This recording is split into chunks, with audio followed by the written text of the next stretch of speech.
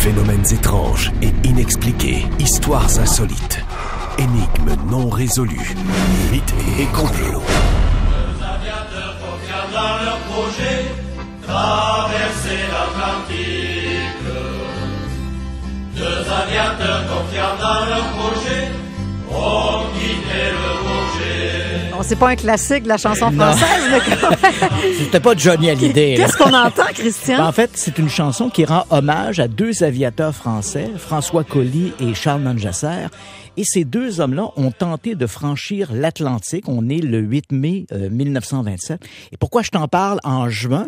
Ben, tu vas comprendre que début juin 1927, écoute, je fais quand même cet aparté. Il y a quelques minutes, on parlait avec Valérie. Valérie parlait de ce tweet de Donald Trump qui disait, on devrait plutôt parler on ne devrait plus parler de la Lune, mais quand on va mettre des hommes sur Mars. Et à peine 90 ans se sont écoulés entre cette grande tentative. Hein. Il faut se ramener dans les années 20, le challenge, c'est de traverser l'Atlantique, parce que pour traverser l'Atlantique, on doit prendre soit des paquebots ou soit des dirigeables.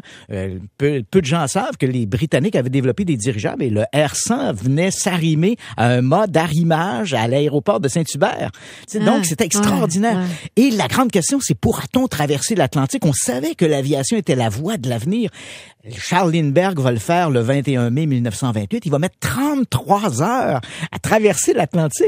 C'est incroyable. Et 90 ans plus tard, on se questionne quand on va envoyer des hommes sur Mars. C'est rien dans l'histoire de l'humanité. C'est fascinant ce qui s'est passé en un siècle. Et en ce début du mois de juin 1927, un groupe d'experts chargés par le gouvernement français d'enquêter sur la disparition de ces deux pilotes, parce qu'ils vont disparaître. Hein.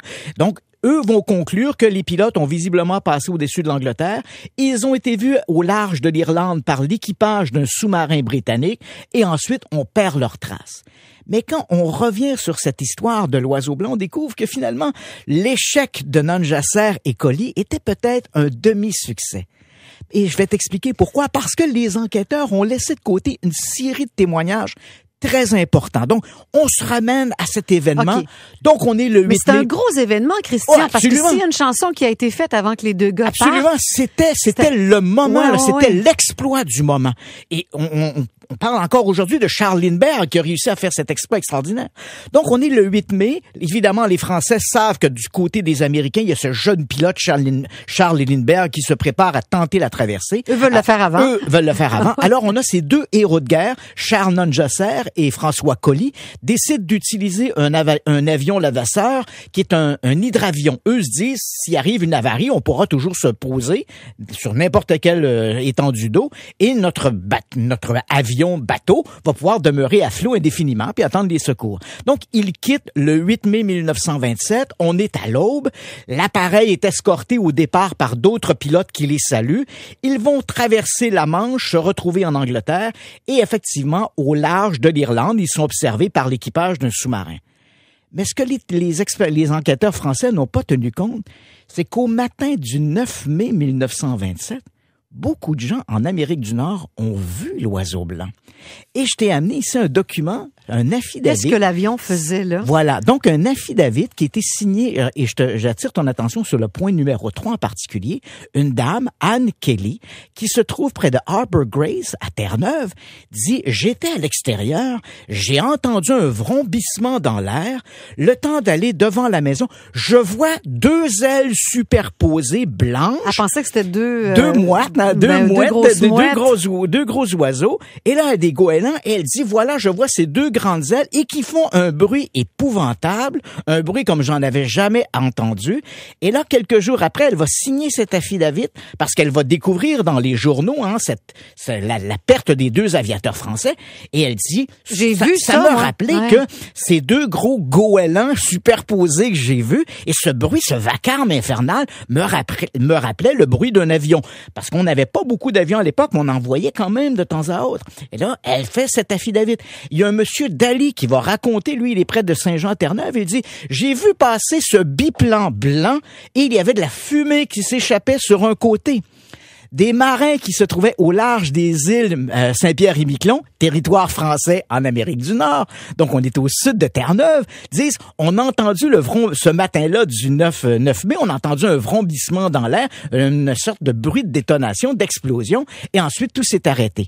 Et là, évidemment, on se dit, est-ce que finalement, Nungesser et Collie auraient réussi la traversée. Bien sûr, l'exploit va toujours revenir à Lindbergh. C'est pas seulement de traverser, c'est de réussir. Visiblement, Nungesser et Collie n'ont pas survécu à la traversée, mais peut-être qu'ils l'ont traversé l'Atlantique. En fait, ils auraient réussi la traversée, mais ils en sont morts. Ils en sont morts. C'est l'atterrissage, c'est le dernier moment. Et où est l'avion? Tant qu'on n'aura pas retrouvé l'épave de l'avion, on ne le saura pas, mais où est cet avion? Est-ce qu'il est tombé en mer près des îles Saint-Pierre-et-Miquelon? Est-ce qu'il est tombé dans l'Atlantique?